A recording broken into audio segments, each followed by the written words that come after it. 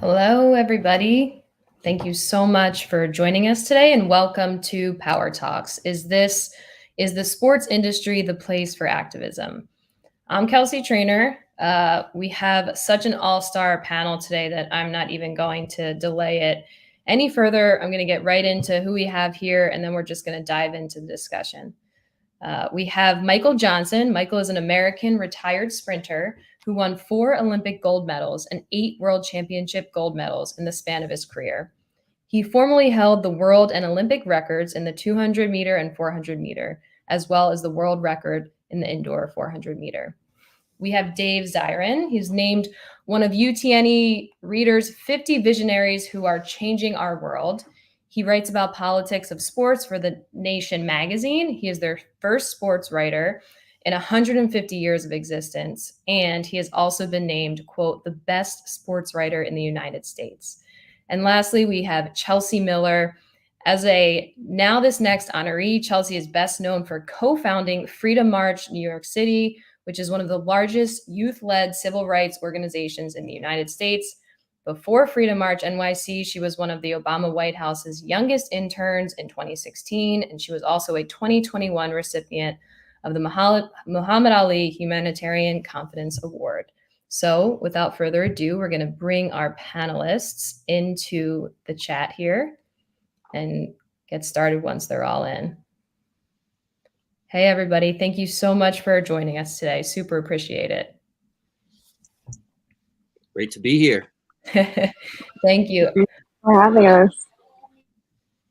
Awesome. All right. So we're just going to get into the question why we're all here. And I'm going to throw this out to anybody who wants to answer, and don't all jump at once. But I think I know everyone's answer here, but let's just start. Does activism have a place in sports? Maybe let's start with you, Michael. Yeah, well, thanks, Kelsey. Great to be here. Excited about the conversation because I believe that activism does have a place in sport. Sport is an incredibly powerful tool. Sport has been proven many times over and over and over again over decades to be a very powerful tool for social change. And certainly at this particular time, while there are so many different issues facing us as a society, sport is absolutely probably one of the most valuable tools in terms of power and influence that could be used for change. And athletes have the platform to use it as they wish to help and support the various different movements for social change. And it's great to see. I think we're already seeing over the last few years prominent athletes using their platform to support certain issues in society. And I think that when you see athletes like LeBron James or Lewis Hamilton over in the UK or Marcus Rashford in the UK, for example, using their platforms, the NBA, WNBA as well, using their platforms, it empowers other young athletes as well to use their platform where previously they may have been a little bit reticent to do so just because politics have always been intertwined with social issues. Politics have always been very polarizing, and as an athlete trying to establish a brand, working for a team, working within a league, it can be a little bit tricky. And so athletes, particularly in team sports, and certainly here in the U.S., have been a little bit reluctant to use their platform in the past, but I think that we're seeing that change now.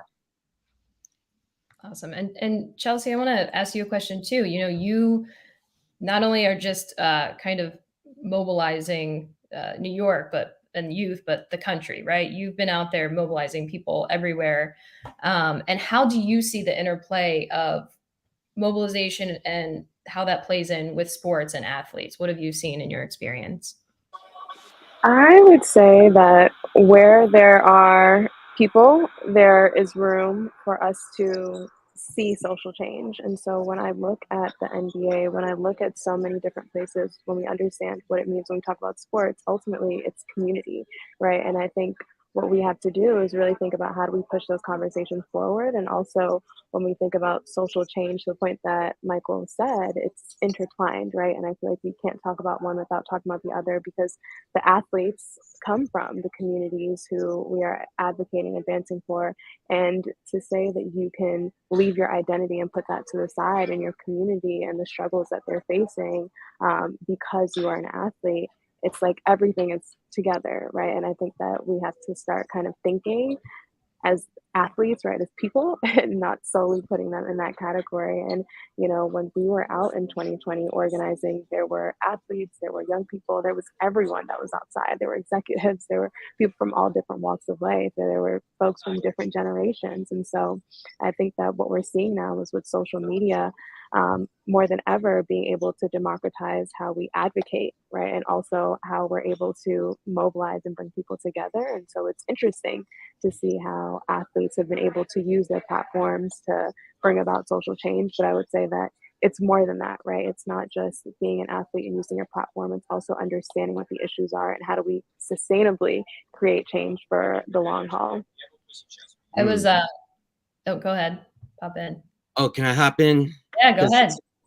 Terrific comments so far. And it got me really thinking about the question, Kelsey, about you asking, does there have to be activism in sports? And to me, I was thinking that's kind of like, does there have to be blue in the sky? You know, it just kind of is, you know, whether we want it to be or not. Like that old expression, you don't have to believe in gravity. If you're falling out of an airplane, you're still going to fall out of the airplane, you know, it. And just a little bit historically, why I think sports in this country was really built on this contradiction, which I would describe as the myth of inclusion, but the reality of exclusion.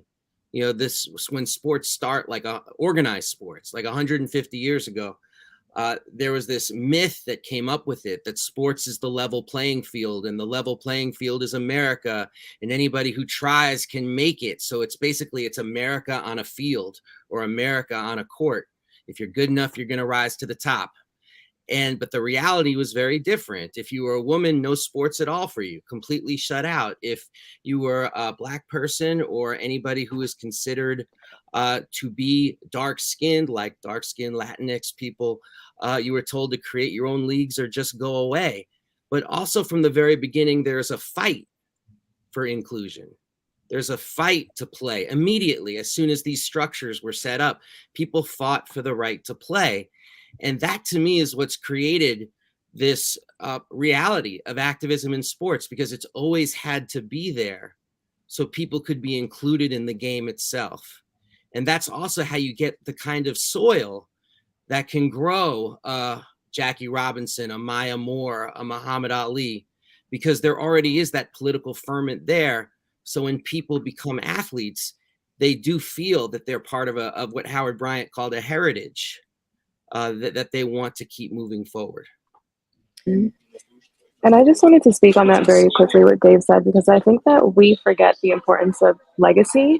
And I think that when we talk about the impact of sports and how it's able to change and transform lives, we're not even just talking about sports alone. We're talking about culture, right? And we're talking about even once athletes are no longer a part of the game, the legacy and the impact they leave. Jackie Robinson is a perfect example of that. Why? Because Rachel Robinson started the Jackie Robinson Foundation. As a result of that, to this day, dozens of Black students are able to attend college, right? Even after Jackie Robinson's death, they just opened the museum not too long ago. I'm a Jackie Robinson scholar. The reason why I was able to graduate from Columbia University debt-free was because of the Jackie Robinson Foundation, the scholarships they gave to Black and brown young people to have a chance in this world. And so when we talk about sports, I think it's important for us to understand that some of the greatest athletes, right, receiving the Muhammad Ali Humanitarian Award last year, for once again, you know, the family of these athletes, I think it's a reminder that the legacy is even beyond just what takes place on the court or in the game. It's about the families, it's about the fans, it's about the history that's created in the narratives that are shifted in the storytelling. And I think that is something that you see for generations and generations once the game stops. Chelsea, I'm going to quote you back to you because I was watching one of your appearances and learning a bunch. And you said, activism is one of the most difficult jobs in this country because to show up as your most authentic self is a form of being revolutionary. So I just wanted to quote you to you. But can you elaborate a bit more on that? And again, like how are athletes today showing up as their authentic selves and making change? When you have athletes who know what is on the line, and I will talk about Colin Kaepernick and I will talk about the work of LeBron James, because a lot of people know LeBron James is an incredible athlete, but they don't know LeBron James, who also pushes civic engagement, who focuses on getting youth out to vote, who focuses on, galvanizing, mobilizing Black and Brown people. And so what I will say is that, we know that we are operating within systems that were designed ultimately to do exactly what they are doing, to silence us, to cause us to fail, to cause broken family structures, to cause a lack of opportunity. You can go on and on. And so when you see people, when you see athletes specifically, and as we were talking about using their platforms in spite of, I think that's so important. And I think what we have to realize is that a lot of athletes start off very young, entering a world where their socioeconomic status completely changes in the matter of years, right? And I think that there's also something to be said on how you still take your community with you. And so it is revolutionary, right? And I think that revolutions come in so many different forms. Of course, there are the folks who will be on the front lines and, holding the bridges and doing that work and leading the marches. But there's also going to be the folks who are organizing through resources, who are amplifying the message with their millions of followers. And that is a part of the historical narrative and the storytelling. When we talk about what happened with Malcolm X and MLK and that work, we know that there were athletes and there was Sam Cooke and there were all of these different people that were also part of those movements. And so we need each other, and whatever your talent and your gift is, to use that in a way that completely transforms systems. Yes, that is revolutionary. Michael, you were at you as an athlete, you reached the peak, right? The Olympics, you're one in the United States. And I watched an interview of you talking about that. You also talked about, I think in a podcast that, if I was an athlete today, when this fight is ongoing and it's brought to our doorstep, would I risk it all? And so can you touch a little bit on the pressure of an athlete to be an activist versus just being able to play their sport? Yeah, it's a very interesting, situation. I think people believe that, that it's an easy choice, or it should be an easy choice for an athlete, and it's not. The higher profile you are, the more, your family are threatened, and your career is threatened, and it's a dream, for an athlete to reach the NBA or the NFL or to become an Olympian. It takes a lot to get there, and once you're there, in the past, the system has been able to use that sort of threat that it will be taken away from you. All of it, the celebrity, the money, the fame, all of it will be taken away from you if you don't conform. And it's a very real threat, and you've seen it happen. I mean, Colin Kaepernick is a very real example, even as of late. So it's a difficult decision for athletes to make. The threats are real. To your family, to yourself. Those things have happened. It's happened to me, so it's a very difficult choice for athletes to make. But, now when you see young people, people like Chelsea out there who, Chelsea, I'm going to assume that you're not an athlete or a celebrity. And, and when you see athletes out, people out there, young people who, it's very difficult to be a young person today, and as Chelsea said, it's difficult being an activist. It's a very difficult job. But when you see people out there marching and, and you have this privileged situation as an athlete, as a celebrity, and you're not helping, and you have this amazing platform and you're not helping, I used to say, because I was asked that question a lot, even before this, sort of fight that we found ourselves in as a society here in America and globally around over the last couple of years. Even before that, people would always say, should athletes, do they have a responsibility to be role models? Do they have a responsibility to use their platform for causes? And I would always say, that's up to the person. It's not easy. That's up to each individual athlete, whether they decide to use their platform or not. That's no longer my position. Because if you're not, right now you don't have that option anymore. You have the platform, and so many people are out there fighting. Young people are out there fighting. This whole, when people were marching, after George Floyd, it wasn't just Black people, it was white people, it was old people, it was young people. People saw that this injustice of institutionalized racism in this country and how it affects people and how we don't do what we say in this country and how we are not who we say we are. And we continue to say these things, that everyone is equal, knowing full well that the system is set up so that, it won't be equal. And, that fight is real. And if you're not involved with it, then you're complicit. If you have a platform and you're sitting back, not using that platform just to protect yourself and to not get in the fight because it may cost you, and again, you have no excuse now. When you have people like LeBron James, you have the entire NBA getting behind these issues. You have no excuse now. So my position is that, if you're complicit if you have the platform as an athlete, and as an athlete you do if you're not using it. How people use their platform, everyone can use it differently.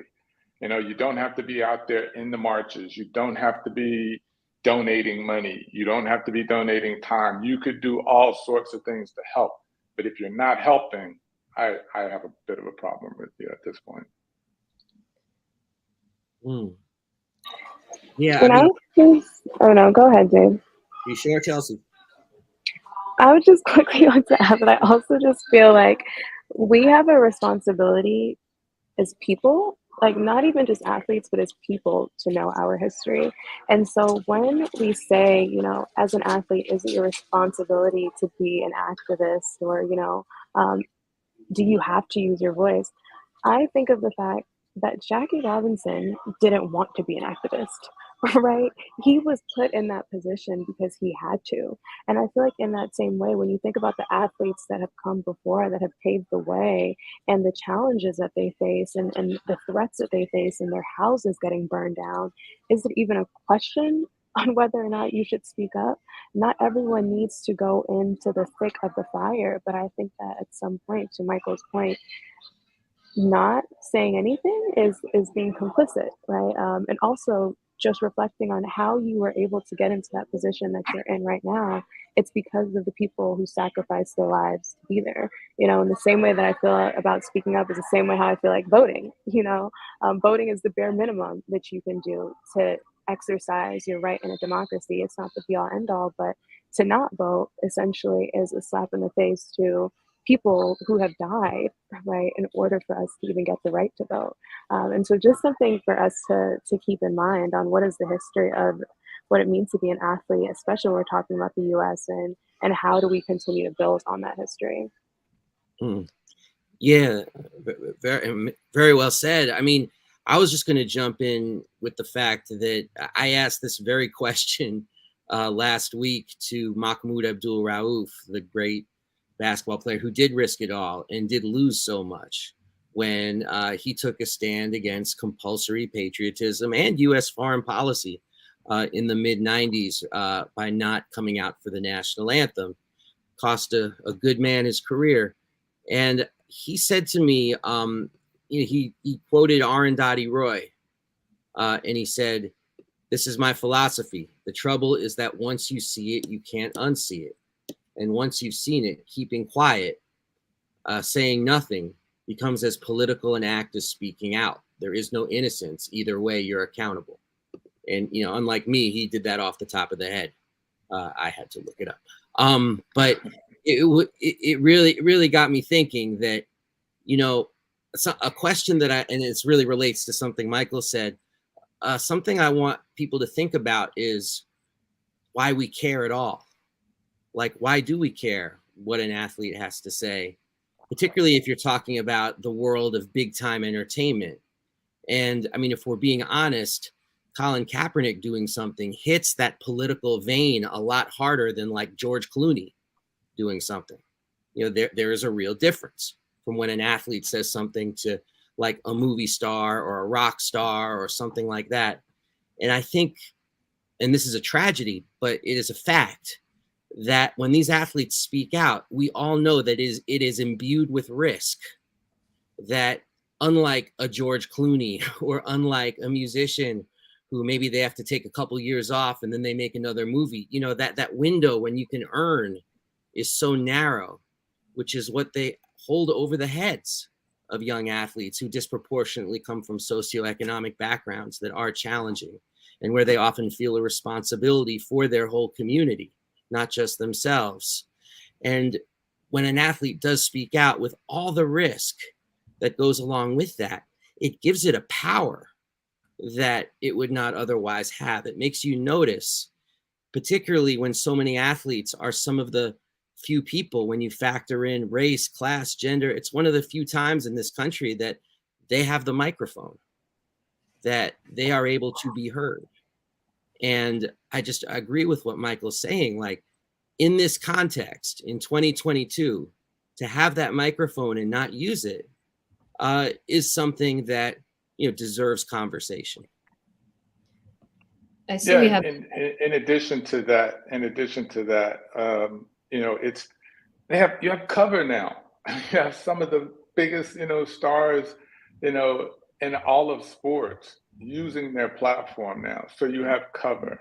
And that I would add something else, you know, Dave, you're right. I never thought about it that way. You know, the athlete in comparison to, you know, the actor or artist having that window. But there is another thing too. I mean, that you know, when it's a Black athlete, part of that outrage by fans is we gave you this opportunity to make millions of dollars and be a celebrity and be celebrated and have this fame. How dare you now turn on us, you know, when the issue is a racial issue, which we've been dealing with for the last couple of years with Black Lives Matter and all of these things, and police brutality against Black people and killing of Black people. You know, it's a how dare you? And that was the Colin Kaepernick situation. And that's one that, you know, it's I would like to think that now, you know, with some of the, you know, the comments by Trump and those sorts of things, that, you know, athletes are sort of now going, well, look, you know, if you're going to threaten me in that way, you know, and believe that you gave me this opportunity when we're making this league, you know, you're going to get major pushback. And I think you're starting to see that certainly in leagues like the NBA. The NFL's got a lot of work to do. You know, I mean, and it's, you know, and look, it's no coincidence that it is the NFL that is still lagging behind, and players in the NFL, quite frankly, that are still lagging behind and still, you know, sort of reluctant to use the platform and to push back as a unit against their own league, like the NBA players did. I think that leads too into this question from Michelle Redfern. What is your advice for athletes who are told to dial down their activism or focus on social justice by administrators at all, you know, by the people in charge of them, the league? What's your advice to them? You know, it's always difficult for me because, you know, I often think about the fact that I'm not an athlete right now. And so it's easy for me post-career, you know, got it made, did well, you know, to be able to say, you know, what I would do then, and to be able to say, no, you know, you push back. I'm sure it's hard. It's not easy, but, you know, my advice would be, you know, you band together with other athletes. There is a brotherhood, a sisterhood. There's a camaraderie now amongst the athletes that are using their platform and that are out there on the front lines. You work together with them, you ask their advice and how they're handling these things, and there's strength in numbers. And so again, I think that there's cover now. So my advice would be to reach out to those athletes who are who are using their platform, who are out there on the front lines. Reach out to them and ask their advice. Go ahead, Dave. I'm sorry. I didn't want to even be presumptuous to try to answer that question, not being a pro athlete and only barely being an amateur athlete at this point. But I did want to say something that I've seen in interviewing a lot of activist athletes, and particularly at the high school level. And one of the things is, so like, what advice would I give someone? I would say, if you're in a team sport, find one or two other people on your team who are down with you before you go public. Always safety in numbers, always solidarity in numbers, always more impact with numbers. And then you're less isolated by the coaching staff, by the fans, it's a lot harder if they have to go after numerous people as opposed to just focusing on that one person. I'm not saying it's a foolproof defense, but it will make things a little bit easier. I want to. The other thing too, I would just add to that is, I did a series for Audible called Defiance last year, which was a 8-part series looking at the history of athletes using their platform for change, and from the history all the way through to present. And one of the things that I talked to a lot of people who have used their platform, family members of people like Jesse Owens and Jackie Robinson, Muhammad Ali, but one of the things that that kept coming out is why do fans, why are they so outraged when an athlete uses their platform? And one of the things that we see now is that and one of the things that I would encourage these athletes to think about is that you're a person. And Nadia and Chelsea, I think you said this earlier, and I think more athletes want this now. They want to be seen as a person and not just as an athlete. An athlete, sport is what I do, it's not who I am. And there's a lot more to me than just being an athlete. And these fans have all kinds of interest in that. Like, what kind of car you got? Let me see your crib, where you going on vacation, and who you hanging out with and all of that. And they're just eating this stuff up on, social media. But then as soon as you share something about your political views or something that's important to you and your community and your neighborhood, then all of a sudden it's, okay, no, I don't want to hear that, And then you start to get these comments like, well, why can't I just watch the game or just watch the sport? That's a great luxury to, to be able to just watch the game or watch the sport and not have to think about what people are going through, and so I would encourage athletes to also think about, where is this coming from? That this pressure to tamp down or clamp down on your activism, and because it's not just activism, they're asking you to sort of tamp down on what is important to you, and that's a part of you. Back to Dave, what Dave was saying, right? Sports it's inherently political. And there's something I want to touch on too. We've seen recently the Yates report that come out of the National Women's Soccer League about the toxic, misogynistic environment that these women athletes, these women soccer players have had to endure, abuse, harassment, sexual abuse. And they've been fighting, right? Like, they have been at the forefront. They've spoken up. They've not been listened to. They've not been heard. And it's, got me thinking, like, the activism and the pressure is always on the victim. It's always on who is being discriminated against. And at some point they're exhausted, they're tired. So what can we do? And I think this leads our way into Brady's question. What can we do from an activism perspective, not just being an ally, but being an accomplice, someone who's in on the fight along the way, to make change at the institutional and organizational level, so that it's not on the athlete, the victim, those who are being discriminated against, to cause that change. And I'll open that up to anybody here.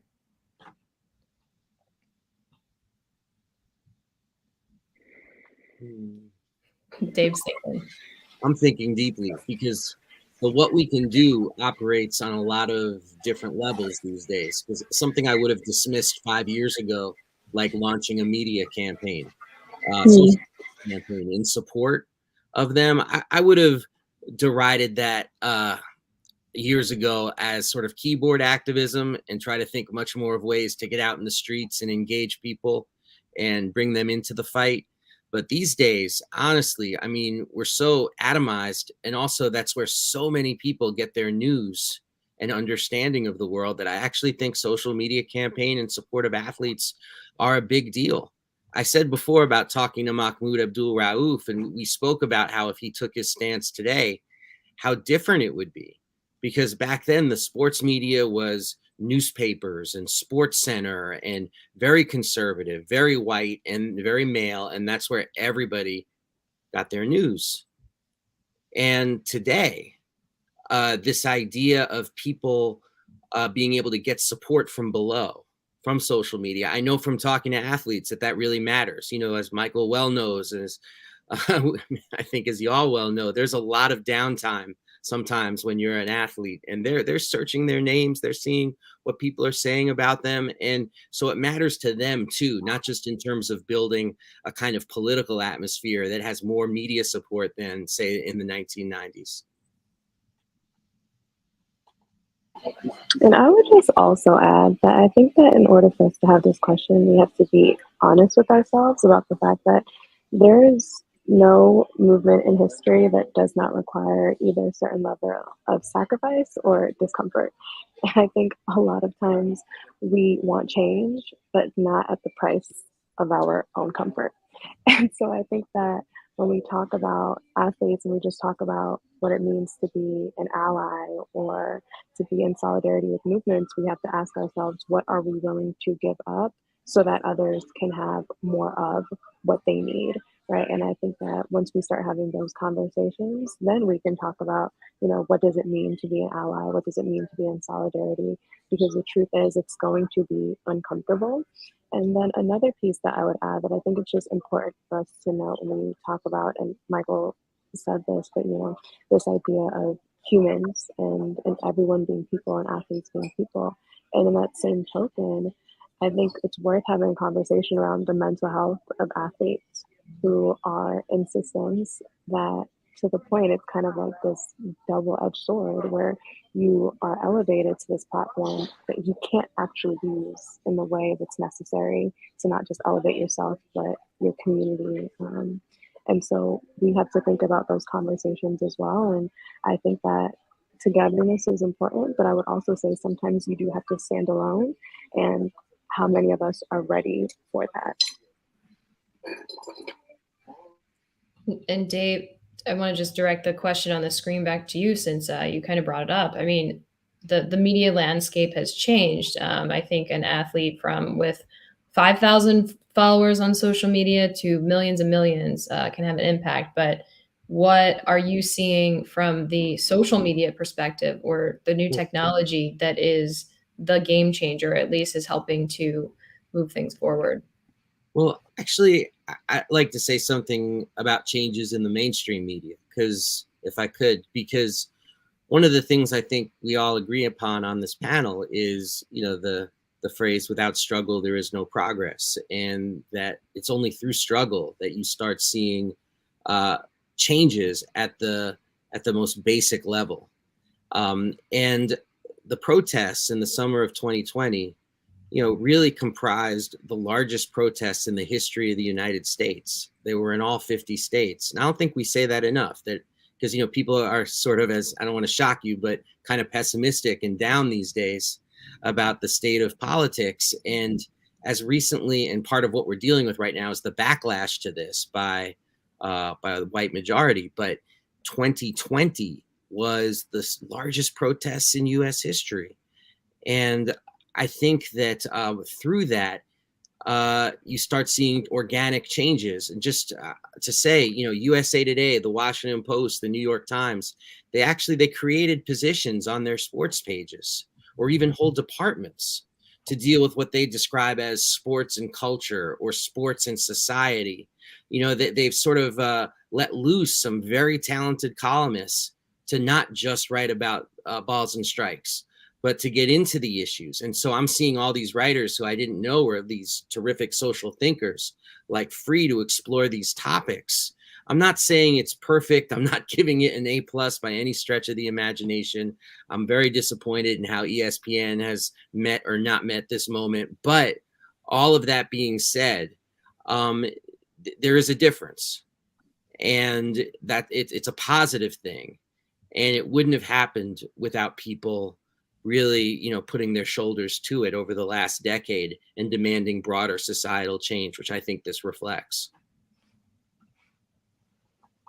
Michael, what have you seen in terms of social media and technology just changing the game and giving a platform where there wasn't one before? Yeah, I think to Dave's point, I think it's, there is change.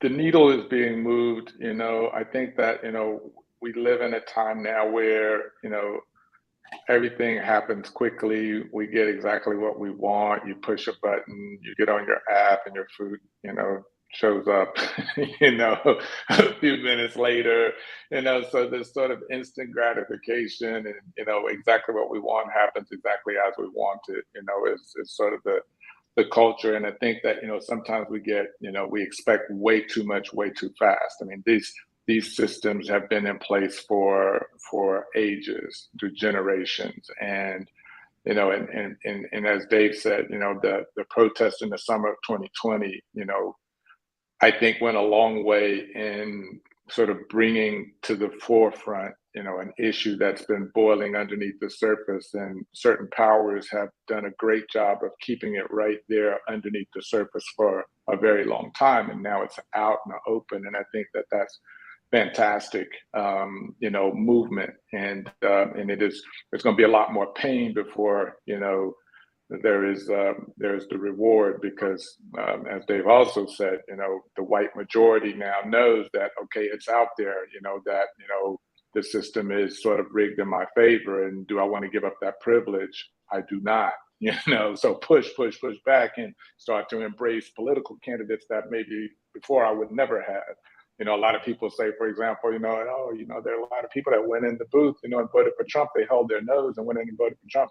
They're not holding their nose anymore. Now they're just going in there like in all their glory, like, yep, I'm going in, look at me, and you should come in here too and cast your vote for deplorable people, because otherwise our privilege is at stake. Went off on a little tangent there, but back to media. I think that media as well, though, it's not going to move, as fast as a lot of people like. But I agree with Dave that, things are changing even in mainstream media, and of course, social media has been huge. I'm an advocate for social media. There's some days when I think it's a net negative. There's no doubt about that. But I think that for the most part, it's where a lot of people get their news. It's where a lot of influence happens. And I think that, not only athletes, but, great activists are on social media, and it's where a lot of dialogue takes place. It's where a lot of the pushback takes place. And I think it's been great to see, and athletes certainly have been using it as well. And I think that, the point that Dave made earlier about, Mahmoud, had he been able to, do what he did, in this day and time, the media shapes the narrative, back then, or did. Now you're able to push back yourself. You're able to tell your own story. You're able to control that narrative. Just as recently as, the Kaepernick situation, one of the people that I interviewed for Defiance for the podcast was Nate Boyer, who was, a white Green Beret,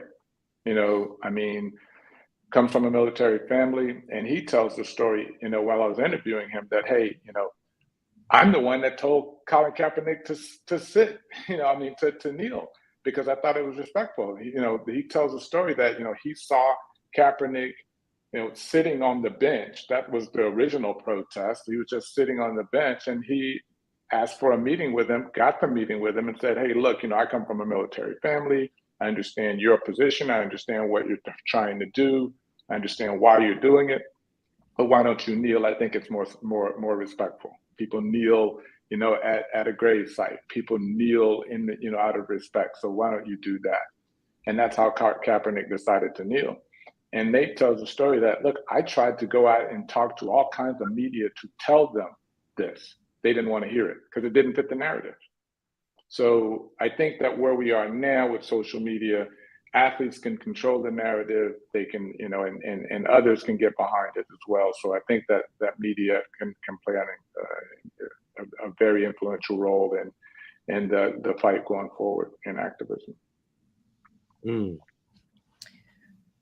You have something, Dave? Or I was just real quick, just because I two things. The first about media.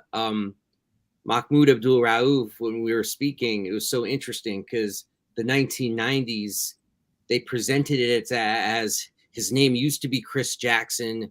Now he's Mahmoud Abdul Rauf, Muslim, alien to our anthem, and painting him in that particular corner. And you talk to Mahmoud, he said, Islam might have given me courage to act, but I didn't do that because I was a Muslim. I did that because I was reading Noam Chomsky, who's Jewish. I was reading Arundhati Roy, South Asian, a brilliant writer.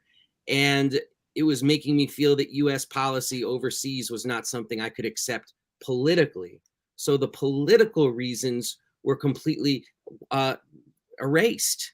Now, do you honestly think, could anyone honestly say that if this happened in 2022, we wouldn't know the political reasons behind why an athlete was doing this? They would just put it on their IG page. I mean, they would project it out there, and all the reporters and all the new departments would be chasing that end of the story instead of defining what the story is from the top. And just briefly on Kaepernick, on Cap, I always find that so interesting, the kneeling story, because to me, it just also shows you that if people don't want to hear the message, they're not going to care what the messenger does. I mean, him approaching it with so much respect and so much solemnity in a ritual that a lot of people, let's face it, are going to the bathroom or getting a beer.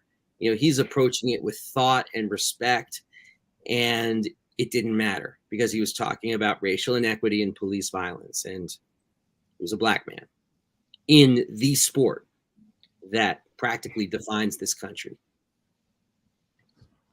Thanks for that, Dave. I want to jump just a little bit. At Power Forward here, we talk a lot about women's sports and women athletes, and women athletes have been at the forefront of most social justice movements. I mean, when you look at the Minnesota Lynx and Maya Moore, they were kneeling before Colin Kaepernick.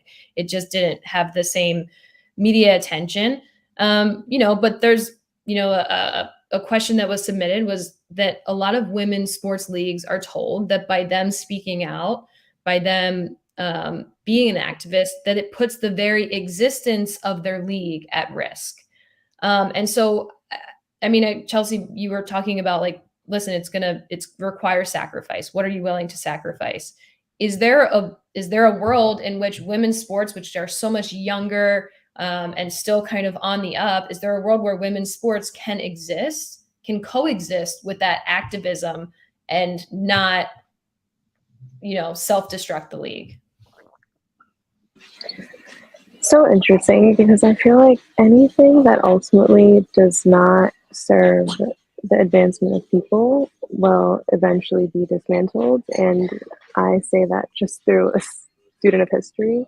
And so when we talk about the WNBA, when we talk about women's sports, I think there's an opportunity, because it's new, to create something different, right? I don't think that the goal should be to model male sports and have come before. I think that the goal should be, how do we connect with people, and how do we look at what people need and build on that? And I will say specifically for Gen Z, we're the generation that's pushing the needle on so many different conversations. We're the generation from a consumer standpoint to an advocacy standpoint. Most Gen Z will only buy products that brand-wise align with their values, right? This is a scientific study that shows this. And so when we talk about the WNBA, when we talk about women's sports, I think it's actually an opportunity to turn sports on its head and do it in a way that really brings these conversations together. I will say that when we were on the front lines, one of the first organizations that amplified the message of what we were doing and so many organizers was the WNBA. The WNBA was outside and about it before even the NBA was outside and about it.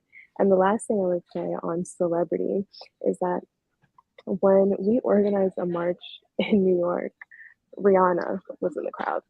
Nobody knew that it was Rihanna until after, when she posted on her page, and I believe her assistant posted on her page, and we're like, oh, that was Rihanna. So the reason why I say that is because it doesn't always have to equate to using your platform and completely going against the things that you feel like will align with ultimately your brand and, you know, the people who will call you the next day and kind of say, what are you doing? But I think it's also immersing yourself in what movements are saying and being a part of those conversations to help inform your advocacy and your growth as a leader, right? Because it doesn't matter what industry you're in, what level of celebrity you are, what form of activism you believe in, we all have a responsibility and a platform. And so the reason why I say that as well, because I just want to go back to another point, is when I talked about knowing your history, we all know athletes and celebrities that have spoken out against things very ignorantly. And we all perhaps would have preferred if they honestly would have just said, you know what, I actually don't know what I'm talking about today. And so actually I'll skip this question and come back to you when I actually maybe have a conversation with, you know, some folks who can give me more clarity on this. And I think that what we see is that we're trying to push for, and I will speak for the younger generation now, is accountability in leadership, is an accountability in the platforms and people that we elevate, and also an understanding that not everyone who has a platform is always going to be aligned with the movement and the work. And so it really is on the responsibility of all of us to do our part in just building that community out and understanding how we can all just push the conversation forward.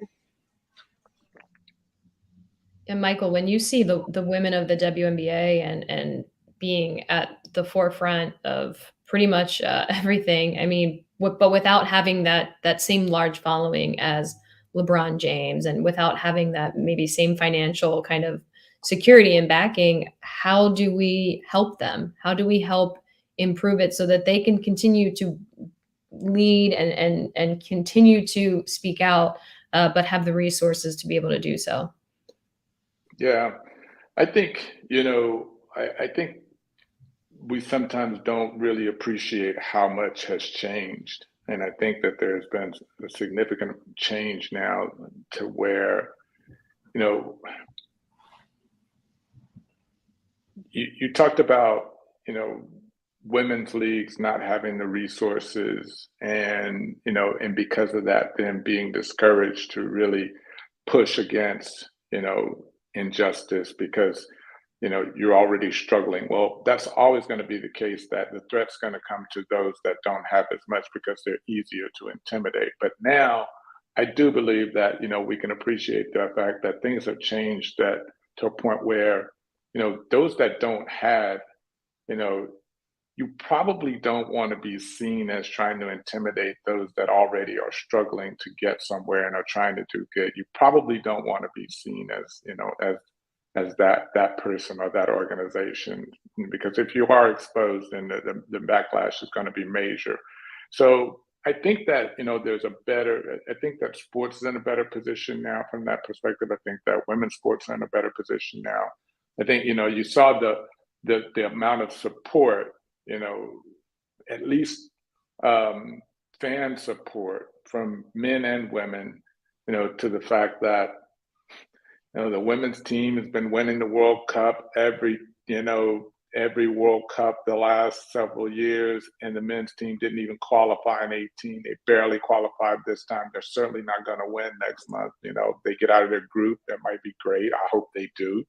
But the difference couldn't be more stark between those teams, yet the women were not getting paid nearly as much as the men. And there was a tremendous amount of support for women. And at first it just opened up a conversation. I mean, there's some things that, you know, we all, you know, don't really understand about that type of situation. Certainly, yeah, the men's sports, you know, the amount that, you know, the men's World Cup brings in, you know, is, you know, far superior to what the Women's World Cup brings in. But You know, if that's where we're going to start, then that means we're starting in the middle of the problem. We're not starting at the beginning of the problem, which is why is that the case? You know, so I think that there has been a significant amount of movement. There's a lot more to go, but I think that that women teams and athletes are in a much better position now. You look at Serena Williams as an athlete and what she's been able to do to empower, female athletes to, sort of do their own thing and do it their way. I think that goes a long way for athletes who see that, to be able to follow in her footsteps. And you see what the WNBA did, and the Women's Soccer League did as well, in terms of advocating for what they want and fairness for their league and for their athletes, and also fighting for the causes that they believe in. And Dave, I want to kind of ask you the same similar questions that I asked Chelsea and Michael, but just from the media perspective, what are you seeing? You've got the coverage of Colin Kaepernick that never kind of ended and was being spewed just so hatefully everywhere. And Maya Moore and the Minnesota Lynx, they definitely got that hateful coverage as well, but just not to the same extent. What can be done on the media side of things to make sure that coverage is equal, but also that like the questions are being asked, that that these leagues and these institutions are being held accountable for the abuses and for the harassment that is occurring within the leagues? Wow, two big questions. On the second front, I think really like seeing what's happening in Portland right now, and wrote about it with Jules Boykoff earlier this week, where these supporter groups for the soccer clubs are becoming, and we've seen this in other countries to a great degree, are becoming political advocacy groups to try to get ownership out. In this case, Merritt Paulson, whose father, Hank Paulson, by the way, was George W. Bush's Treasury Secretary and bailed out the banks in 2008.